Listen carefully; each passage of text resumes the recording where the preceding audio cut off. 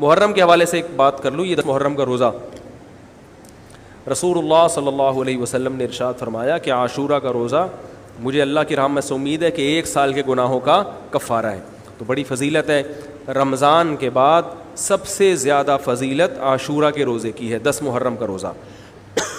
سمجھ رہے ہیں؟ محرم میں ہمیں شریعت نے کیا کرنے کا حکم دیا ہے, اسلام کیا کہتا ہے؟ پہلی بات, اسلام یہ کہتا ہے کہ محرم میں روزے رکھنا دوسرے مہینوں کی نسبت زیادہ ثواب ہے. رمضان کے بعد تو زیادہ سے زیادہ روزے رکھیں, اور اسپیشلی 10 محرم کا روزہ 1 سال کے گناہوں کا کفارہ ہے, یہ اور زیادہ ثواب ہے. پورے محرم نہیں رکھے جاتے تو کیا کرنا ہے, 10 محرم کا رکھنا ہے.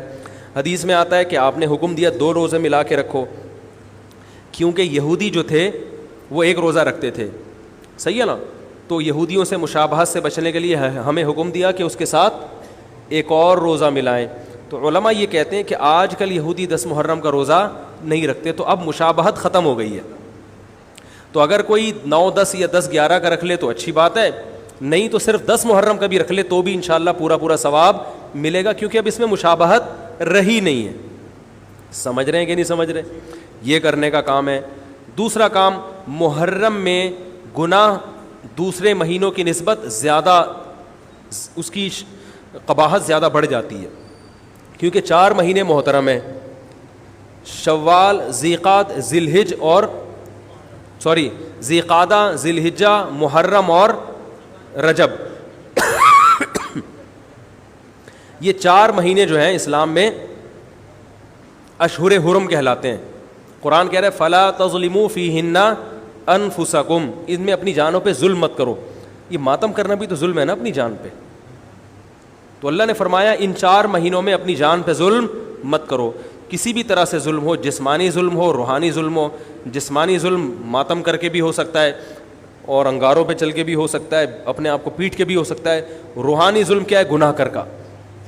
تو نہ گناہ کرنے کی اجازت, نہ کسی اور طرح سے. عام مہینوں میں بھی ظلم کی اجازت نہیں ہے, نہ اپنے اوپر اور نہ کسی اور پر.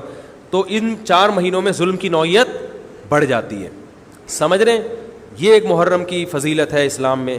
اور تیسری فضیلت جو محرم کی, جو بعض روایات سے ثابت ہے, یعنی جو فضیلت تو نہیں کہیں گے اس کو, جو محرم میں کرنے کا کام ہے, وہ بعض حدیث میں آتا ہے کہ آپ صلی اللہ علیہ وسلم نے ارشاد فرمایا کہ عاشورہ کے دن اپنے اہل و عیال پر دسترخوان کو وسعت دو, اس سے رزق میں برکت ہوتی ہے. لیکن یہ جو حدیث ہے یہ ضعیف ہے, سند کے لحاظ سے پاورفل اور مضبوط نہیں ہے. بعض علماء نے کہا کہ اس کثرت طرق کی وجہ سے حسن کے درجے کو پہنچ گئی ہے. ہمارے ہی بعض اکابر علماء کی رائے ہے, علماء جو بر صغیر کے علماء, بڑے بڑے علماء ہیں, میں نام نہیں ذکر کرتا لیکن بہت بڑی اپر لیول کے علماء ہیں, ان کی رائے یہ ہے کہ یہ ضعیف, اتنی ضعیف نہیں ہے کہ بالکل ہی مسترد کر دی جائے, ٹھیک ہے نا, اور تعدد طرق کی وجہ سے درجہ حسن کو پہنچ گئی ہے. علامہ ابن تیمیہ رحمہ اللہ تعالی, جن کو سعودی عرب میں بہت فالو کیا جاتا ہے, ان کی رائے اور سلفی علماء کی رائے, جو سعودی عرب کے العثیمین, بن باز وغیرہ تھے, ان کی رائے یہ کہ یہ حدیث بالکل صحیح نہیں ہے, اور اس کی کوئی حیثیت نہیں ہے کہ دسترخوان کو وسیع کیا جائے اور عاشورہ کے دن کھانا کھلایا جائے. سمجھ رہے کہ نہیں سمجھ رہے؟ لیکن جو دوسری طرف معتدل علماء, معتدل سے مراد میں ان کو برا نہیں کہہ رہا, لیکن وہ انہوں نے حدیث کی جو, اب اگر آپ سندوں کی تحقیق کریں گے تو اس کو بالکل من گھڑت قرار دینا درست نہیں ہے. اگر سندوں کی تحقیق کریں گے تو ایسا معلوم ہوتا ہے کہ علامہ ابن تیمیہ رحمہ اللہ تعالی, جو ہمارے لیے قابل احترام ہے, انہوں نے اس حدیث کو رد کرنے میں تھوڑا مبالغہ سے کام لیا, غلو کیا ہے. ایسا نہیں ہے کہ بالکل ہی اس کی کوئی ویلیو نہیں ہے. تو ضعیف روایتیں ہیں لیکن کثرت طرق کی وجہ سے درجہ حسن کو پہنچ گئی ہیں. سمجھ رہے کہ نہیں سمجھ رہے؟ اس وجہ سے بعض علماء کی رائے, بلکہ جمہور کی رائے یہی ہے کہ محرم میں اگر کوئی اپنے بچوں کو جمع کر کے اچھا کھانا کھلا دیتا ہے 10 محرم کو, اور یہ حلیم شاید یہیں سے نکلا ہے, شاید یہیں سے نکلا ہے کہ یوں تو وہ اچھا کھانا ہو جائے گا, تو وہ کہتے ہیں کوئی حرج نہیں ہے. لیکن ایک بات جو دوسرے علماء کہتے ہیں, جو میری بھی سمجھ میں آتا ہے, بلکہ میں نے پہلے کہیں پڑھا تو نہیں, میرا دماغ اس طرف گیا, لیکن اس کی تائید میں علماء کے فتاویٰ مل گئے. دیکھو, اگر کوئی حدیث ضعیف ہو یا حسن ہو تو صرف حسن ہونا کافی نہیں ہے، یہ دیکھا جائے گا کہ یہ دوسری صحیح حدیثوں سے ٹکرا تو نہیں رہی ہے. یہ بھی ایک فقہ کا اصول ہے کہ اگر ایک کمزور چیز ہے لیکن وہ طاقتور دلیل سے ٹکرا رہی ہے تو پھر اس کمزور چیز کو بالکل رد کیا جائے گا. تو عاشورہ کے دن روزہ رکھنے کا حکم ہے، یہ بالکل بخاری مسلم کی صحیح حدیث سے ثابت ہے. اور جو کھانا کھلانے والی روایت ہے وہ اس ٹکر کی نہیں، اس کو تو ابن تیمیہ جیسے محقق نے بالکل ہی کالعدم قرار دے دیا، بعض عرب علماء نے بھی بالکل کالعدم قرار دے دیا، اگرچہ ہماری رائے ہے کہ بالکل کالعدم نہیں ہے، لیکن بہرحال اس میں محدثین کا بڑا اختلاف ہوا ہے. جبکہ روزہ رکھنے والی جو روایات ہیں وہ بالکل بے غبار ہیں، ان کو سب صحیح مانتے ہیں. تو کھانا کھلانا اور روزہ جمع بولو بھائی نہیں ہو سکتا، اس لیے کہ اگر وہ روزے کا دن ہے تو کھانے کا دن نہیں ہے، کھانے کا دن ہے تو روزے کا نہیں. ابن تیمیہ رحمہ اللہ تعالیٰ کی رائے یہ ہے کہ بعض لوگوں نے شیعہ کی مخالفت میں غلو کیا ہے. شیعہ نے اس دن کو چونکہ منحوس بنا دیا 10 محرم کو، تو انہوں نے مخالفت میں اس دن کو ایک سیلیبریٹ کرنے کے لیے نا کھانا کھلانے کا حکم دے دیا کہ ہم منحوس نہیں سمجھتے بلکہ اس کا کیا کریں گے اپوزٹ کے کھاؤ اور کھلاؤ. تو انہوں نے کہا یہ بھی غلو ہوا ہے. دوسری طرف بھائی منحوس نہیں ہے، مبارک ہے ہماری نظر میں، لیکن اتنا مبارک کہ اس میں کھانا کھلانا اور یعنی عید والا عنصر کھانا کھلانا تو عید کے دن ہوتا ہے نا، تو عید نہیں ہے بہرحال.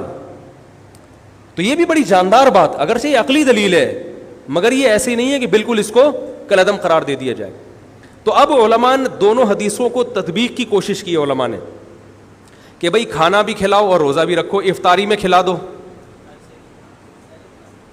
سحری اور افطاری میں. تو بات یہ ہے کہ افطاری میں اگر آپ کھلائیں گے تو وہ 11 محرم شروع ہو چکی ہوگی، وہ 10 محرم بولو بھائی نہیں رہے گی.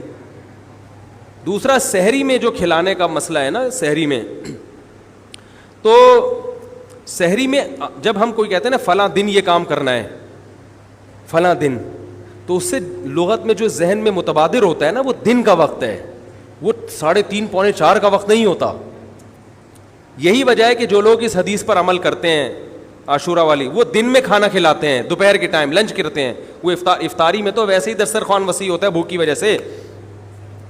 ارے بابا وہ تو ویسے ہی بچوں کو جب روزہ رکھا ہوا ہے تو اچھا کھلاؤ، سحری اچھی کراؤ، اور افطاری وہ تو ویسے ہی بھوک کی وجہ سے رمضان میں دیکھو نا کیسے کھلے دسترخوان ہوتے ہیں.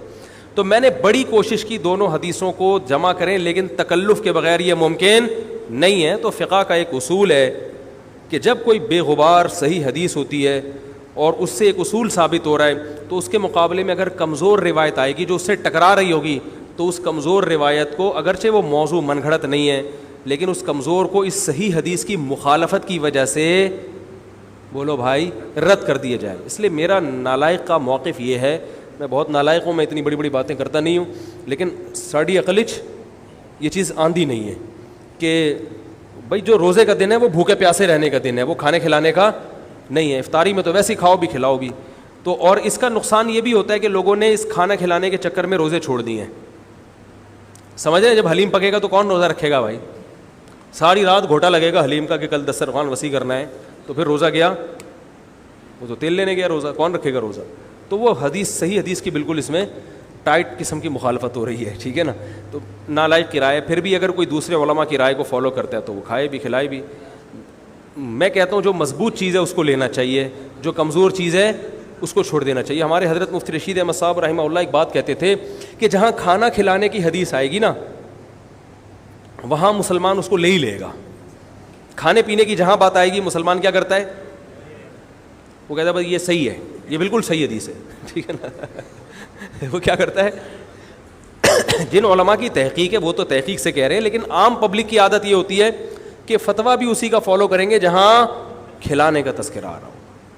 تو اب ہمارے کہتے ہیں جہاں کھانا کھلانے کی بات آئی مسلمان کہتا ہے بس یہ بالکل صحیح بخاری کی طرز پر ہی، بخاری کی شرط پر یہ حدیث. تو بھائی بھوکا رہنا عبادت ہے، بھوکا رہنا سنت ہے. بچوں کو تو ویسے ہی کھلاؤ عاشورہ ہو یا نہیں ہو، اور سحری افطاری کرا دو اچھی سی، روزہ رکھواؤ. اور جو بالکل چھوٹے بچے ہیں وہ تو ویسے ہی کھاتے ہیں.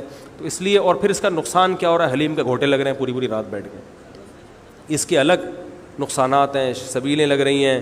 حضرت حسین رضی اللہ تعالیٰ عنہ تو کربلا میں شدید گرمی میں بھوکے اور پیاسے اپنی جان دیتے ہیں اور یہاں ہم کیا کر رہے ہیں, کھانا کھا رہے ہیں, دیگیں پکا رہے ہیں, شربت پی رہے ہیں. تو یہ بات عقل میں آنے والی نہیں ہے. تو عاشورہ کے دن کی مناسبت سے روزہ ہی ہے, وہ روزہ رکھنے کا دن ہے. اللہ تعالیٰ عمل کی توفیق عطا فرمائے.